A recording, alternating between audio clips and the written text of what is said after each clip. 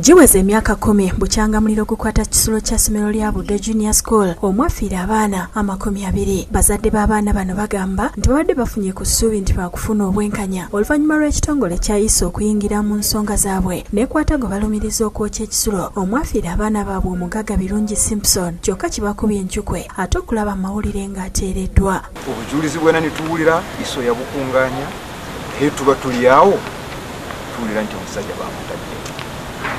Tumanyi kiki kigenda mu maaso. Twetaaga bwenkanya sinsi omuntu baamusudde lwaki asigalire. Bagamba nti bennyamivu olw'engeri gye bayise ey'akasoba bakuumaddembe gye bakuttemu ensonga z'abaana baabwe so nga ne fayiro z'omusango gwabwe zizo zibulankanyizibwa emirundi egy'enjawulo. Ofiisi ono bw'akwata fayiro ate neemubulako oba evula etya oba egenda mu nnyanja oba egwawa tugenda okuwulira nti ebyo ne biggwako amazzi ne biggwawo ne bibeeraawo. Abazadde bano nga bakulembeddwa Nanyiti Amina ng'ono obwedda ayogera amazzi gagamuyitamu bakolimidde poliisi olwaki bayise obutali bwerufu mu nsonga yaabwe nga kati baagala kusinkana President Museveni bamunnyonnyola ebiriwo. Pulezidenti nsaba otukwatire ku fayiro yaffe eno kubanga abafayiro bazituulako butuuzi bazisuula eri naye naawe oli muzadde olina abaana.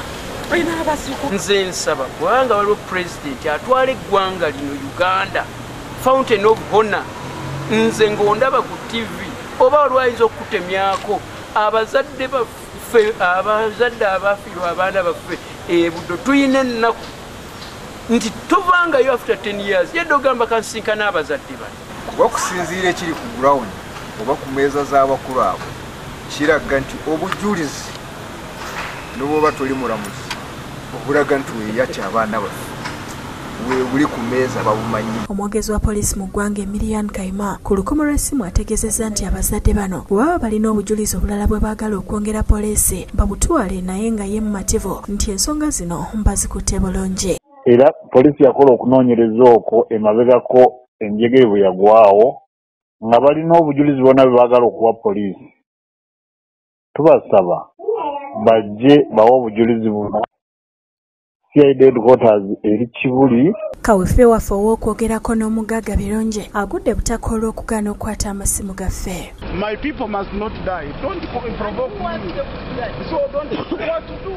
Ate wabaddewo obunkenke ekisolo ssentebe wa disitulikiti Abel Bizimana bw'ayagadde okugwa AIGP Hassan Kasinje Malaka ng'ono emulungamya wa poliisi mu by'obufuzi ng'amulumiriza okuliyirirwa abaakoseddwa ssente z'agamba nti ntono.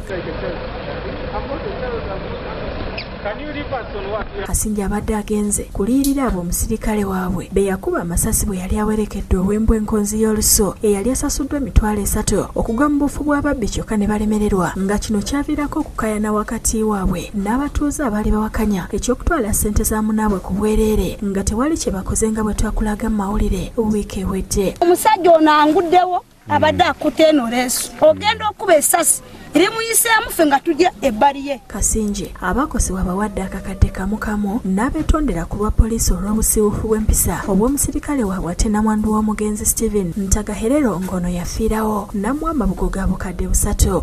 Kale nzi nga abaana bange bagiye kwicara aliko ku byo munkole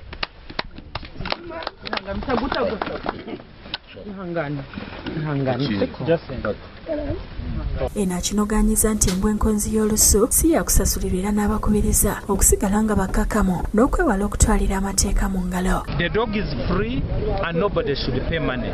Hanyuma tukore investigation zingumugabo byo byamuzanye kureba ngo wakoze ibikorobero ndetse bahanwe.